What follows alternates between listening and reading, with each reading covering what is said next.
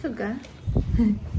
Hi guys, silipin natin yung swimming pool namin. Yung swimming pool namin, yung kinabit yun nung March. Pero ngayon malinaw pa rin siya kasi nilagyan siya ng algae at saka ng chlorine.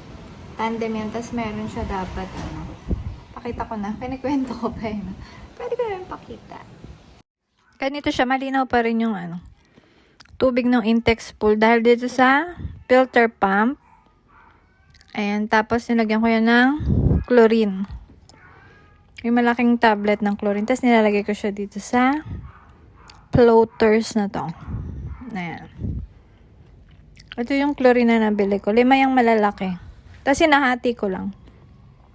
Tapos nilalagay ko lang siya doon sa may floaters ng kahit puno siya ganun. Mga once a week. Bago ko siyang palitan. Ay, naglalagay pa ako maliliit dyan. Tapos pag naglagay kami ng chlorine, walang maliligo. Parang kinabukasan na. Parang gano'n.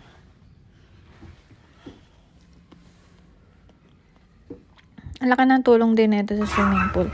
Kasi nagis ko lang siya dyan. Tapos mga 2 araw, 3 araw matutunaw na yan. Yung chlorine niya dyan sa loob. Ay, no, March pa to. Kasi kung wala kang chlorine dito, lumot-lumot na to eh. Tsaka yung algae. Tapos pagkatapos naman yan, ito. Ito yung algae powder. Ayan siya. Nilalagyan ko lang siya 1 tablespoon. Tapos, yan, kukuha lang ko ng tubig mismo doon sa Intex pool. Ayan.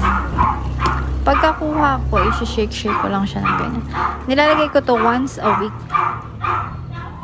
Para maiwasan din yung mga lumot-lumot. Yan. Tapos pagkatapos niya yan, bubuhos ko na lang siya dyan sa gitna.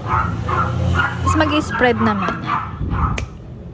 Ito talaga kaya tumagal siya kasi kung walang chlorine ngayon, algae tsaka filter pump. Expect mo talaga madumi na to tapos lumot-lumot na. Ito maintenance kasi to.